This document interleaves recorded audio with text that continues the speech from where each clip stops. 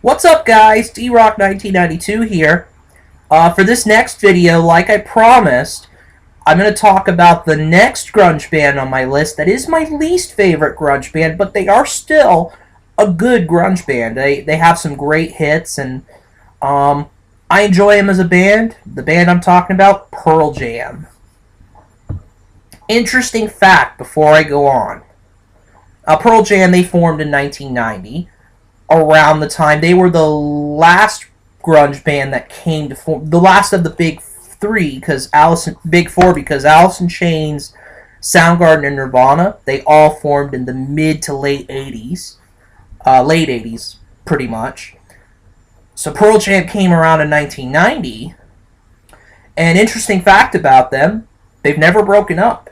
They've never broken up, disbanded, or taken a break. Well, they've taken a break, but they've never broken up. Alice in Chains did, Soundgarden did, and obviously Nirvana.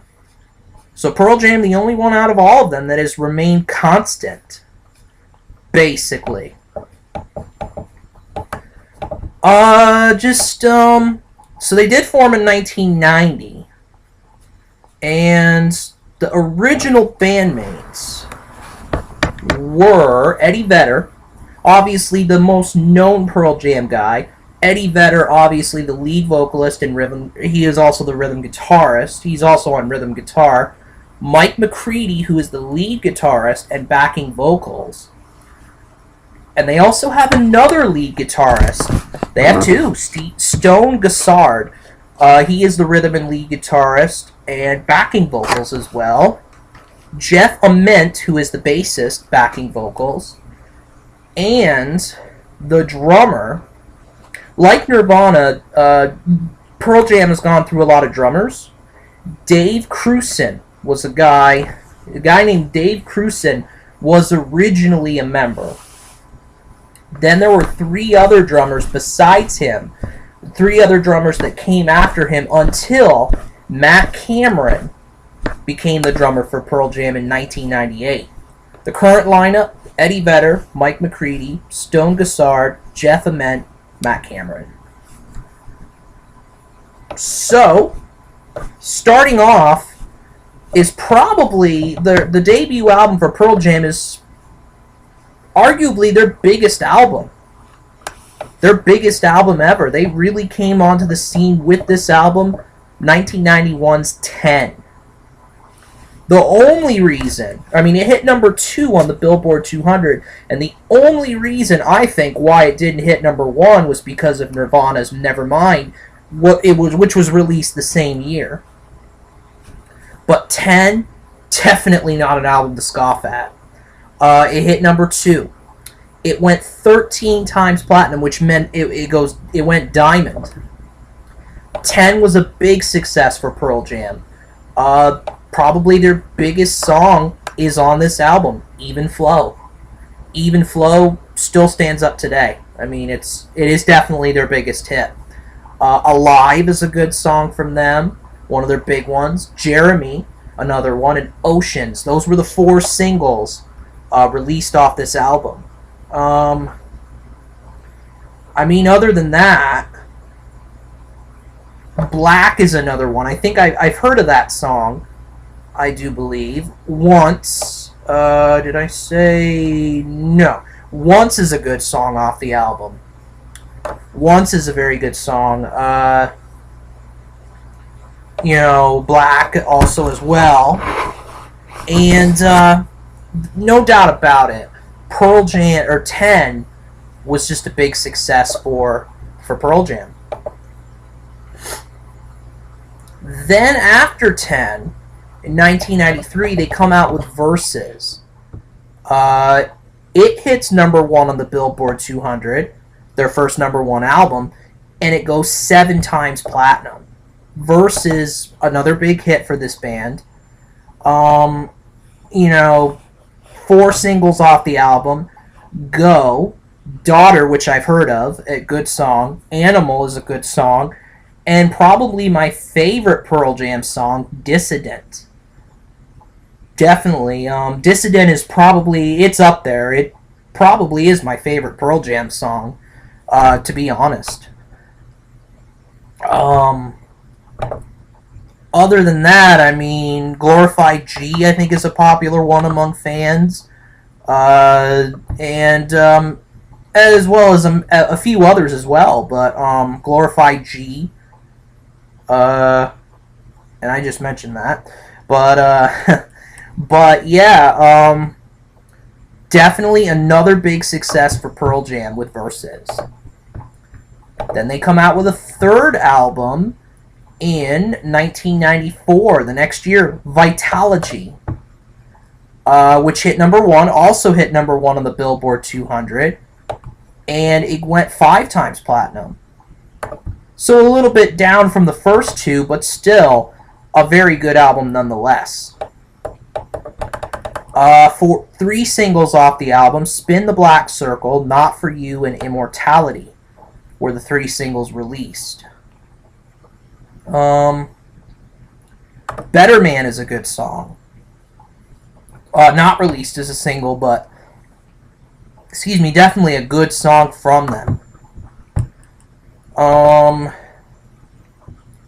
Let's see here. No Code was the 4th studio album, came out in 1996. It hit number 1 on the Billboard 200 and it went platinum. Only did go platinum. There were a few singles released off No Code. Who You Are, Hail Hail, and Off He Goes. And I'll be honest with you, right after the first 2, I really don't know a whole lot of Pearl Jam songs. Right after the first 2 albums, right after 10 and Versus, I really don't know a ton of Pearl Jam stuff.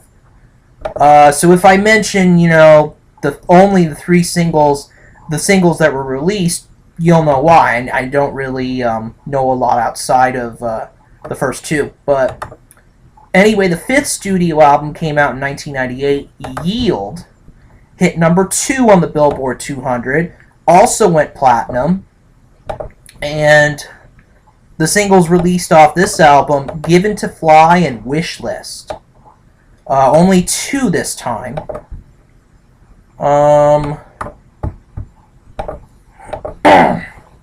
Excuse me. And then the 6th studio album after Yield, Binaural, came out in 2000, hit number 2 on the Billboard 200, and only went gold. So definitely a downward spiral for Pearl Jam in some ways after their first album, but still some success. Nothing As It Seems and Light Years were the 2 albums released off of Binaural. If I'm pronouncing it right. But that was the 6th studio album. So they've definitely released a lot of stuff. I mean, they've kept releasing a lot of studio stuff. Their 7th studio album came out in 2002, Riot Act. Hit number 5 on the Billboard 200 and went gold. And Riot Act has had 4 singles: I Am Mine, Bush Leaguer, Save You, and Love Boat Captain. Those were the 4 singles off of that album. Now after Riot Act came their title album, their album called Pearl Jam, their 8th studio album. It hit number 2 on the Billboard 200. Came out in 2006. Came out at number 2 on the Billboard 200 and went gold.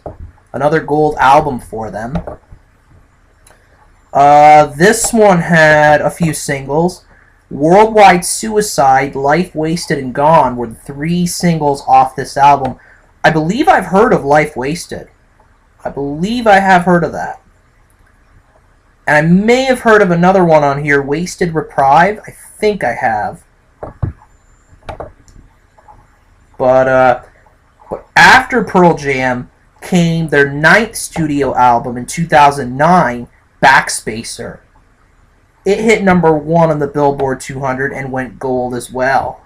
And Backspacer has a hit on there that I do remember The Fixer. I have that on my iPod. It's actually a good song from them, a good newer song from Pearl Jam. The other ones off the other singles, Got Some / Just Breathe and Amongst the Waves were the other singles off the album.